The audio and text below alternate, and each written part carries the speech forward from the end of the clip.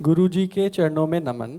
गुरुजी, प्रायः ऐसा देखा जाता है कि हर कोई काम धंधा आदि में हेर फेर करता है, पर कुछ जगह ऐसा सुना गया है कि इसके बिना गुजारा नहीं होता, बहुत महंगाई है। गृहस्थ जीवन में यह जरूरी है या दान आदि करके इससे छुटकारा पाया जा सकता है? नाली में गंदा हाथ करे और फिर धोवे और फिर नाली में गंदा हाथ करे, इसे क्या कहा जाएगा? मूर्खता कहा जाएगा कि नहीं कहा जाएगा? हम ऐसा सोचे कि 2-4 लाख 10 लाख छल कपट से कमा ले, उसमें 1,50,000 संतों को दे ले, तो इस भ्रम में नहीं रहना। और गंदगी बढ़ गई, क्योंकि संत भगवत मार्ग के पथिक हैं। यदि वो पवित्र भोजन पाते, पवित्र वस्त्रादि सेवन करते, तो उनका भजन बढ़ता। लेकिन अपवित्र छल कपट के द्वारा पापाचरण किया हुआ अन्न रुपया पैसा गया, तो उनकी बुद्धि पापाचरण में लगी, तो आप तो गए ही, और आपके भी भजन को गिरा तो डबल अपराध बन गया। जिन लोगों को ये भ्रम दिखाया जाता हो कि पापाचरण करके संतों को दान कर दो तुम्हारा वाइट हो जाएगा, तो वाइट नहीं होगा, वो दोनों के दोनों गए। हाँ, दान का विधान जो शास्त्रों में किया गया, धर्म पूर्वक कमाए हुए धन के दान की बात कही गई, पापाचरण करके कमाए हुए धन की बात नहीं कही गई। कहीं भी ऐसा लिखा हो तो हमें बताना। ये जो लोग सलाह दे देते हैं कैसे भी तुम कमाओ और उसका दशांश दान कर दो, वो केवल ठगाई है, ठगाई, कोरी ठगाई। कोई धर्म सिद्धांत ऐसा आदेश नहीं करता कि तुम किसी के भी कनपट्टी में गोली लगाओ, वहां से 1 करोड़ लाओ, 10 लाख मुद्दे जो मैं तुम्हें पावन कर दूंगा। तुमने वहां पिस्तौल लगाई, वो तुमको वाणी के द्वारा ठग लाए, दोनों ठग ही है, बात वहां बनी नहीं।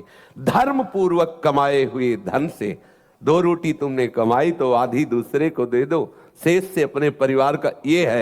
यह है आपका वास्तविक दान, जो आपका मंगल करेगा और जिसको दिया है उसके सद्विचार प्रकट करेगा। सच्ची बात मानिए, कभी इस भ्रम में न रहना। अच्छा, मुझे ऐसा नहीं लगता कि कपट करना, छल कपट करना जरूरी है, क्योंकि प्रायः कोई भी वस्तु हो, हमारे सरकारी विभाग से उसके दाम निश्चित हैं और प्रायः सब में मुनाफा की गुंजाइश करके ही दाम लिखे जाते हैं।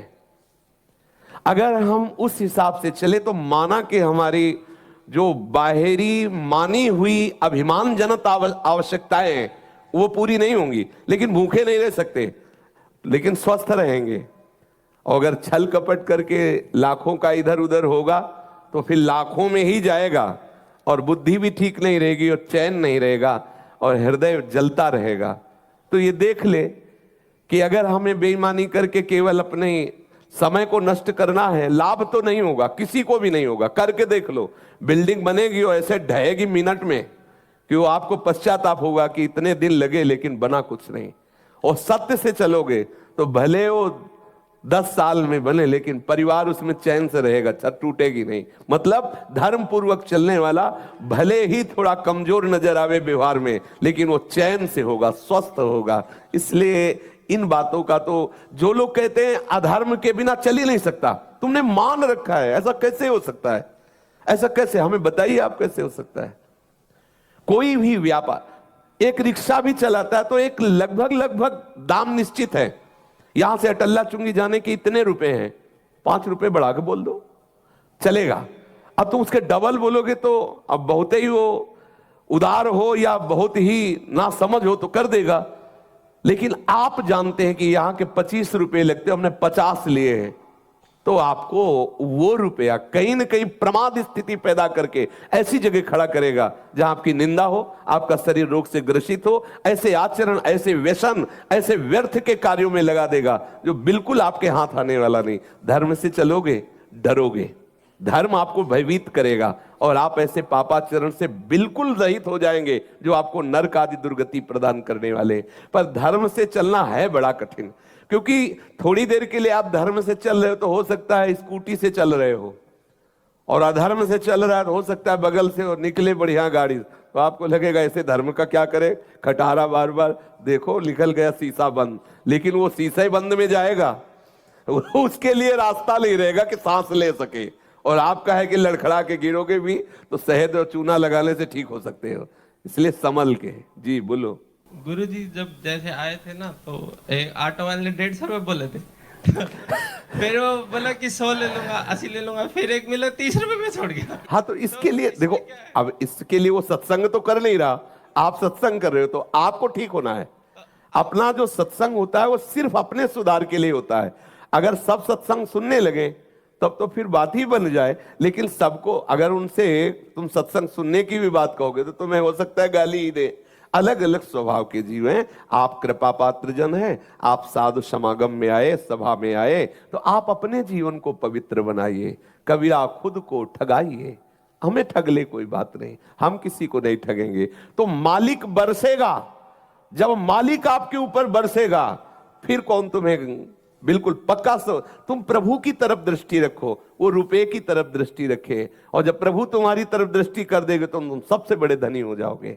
हृदय जिसका विशाल हो जाता है, आनंदित रहे, वो सबसे बड़ा धनी है। आनंद से पड़े हो, कोई चिंता नहीं। और जानते हो ऐसे लोग क्या करते हैं जो 100 200 500 1000 10,000 ऐसे का, तो वो बाद में रात्रि में मदिरा आदि पान करते हैं, गंदे आचरणों में वो पैसा, कि उनको है कि एक झटके में इतने निकाल, तो कहां उनका रास्ता चला गया। और आप धर्म से चलते हो तो आपको लग रहा है कि ठीक से सब्जी भी परिवार के लिए हो जाए, अच्छा है, कहा हमारे पास इतना धन तो है नहीं, हम 4 दोस्त बैठकर गंदे आचरण करें। मुझे लगता है धर्म शास्त्र ऐसा कहता है, यदि धर्म से चलोगे तो बहुत सी बातें ऐसी है जो आप करना भी चाहो तो नहीं कर सकते, और अधर्म से चलोगे तो ना करना चाहो भी तो करना पड़ेगा, वो प्रेरित करेगा। क्यों?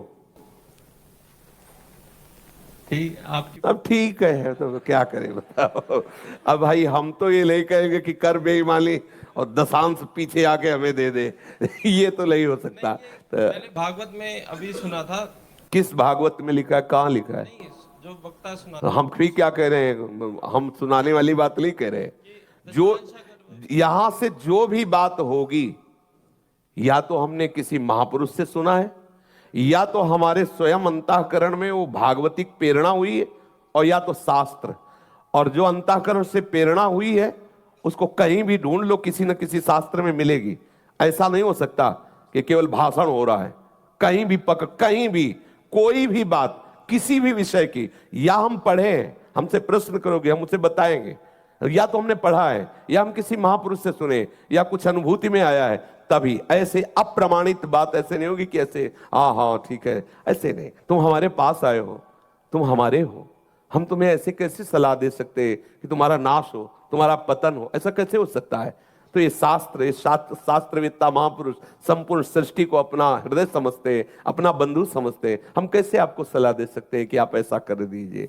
क्योंकि प्रगट में आपको दिखाई देगा कि इतना लाभ हुआ, लेकिन सच्ची मानो वो लाभ ऐसा नुकसान बन करके आएगा कि हानि कर देगा। वो ऐसी हानि पहुंचाएगा कि पूछो मत, हृदय भी जलेगा और बाहर भी हानि हो जाएगी। सत्य से चलो, भले नमक रोटी खाने को और आप सच्ची समझो, यदि कल आपको अमुक धनराशि का भोग भोगना है तो अन मांगे आगे आवेगो ज्यो पल लागे पल को, स्वामी हरदास जी महाराज कह रहे हैं। जैसे बिना प्रयास के पलक झपकती ऐसे वो आ जाएगा, क्योंकि पूर्व निश्चित है। जो हमारे भाग्य में दुख सुख निश्चित कर दिया गया है, वो हम छल कपट क्यों करें, पापाचरण क्यों करें? धर्म पूर्वक चलें। मुझे लगता है धर्म पूर्वक चलोगे, धर्मम रक्षति रक्षता। अगर धर्म से चलोगे तो धर्म तुम्हारी रक्षा करेगा, और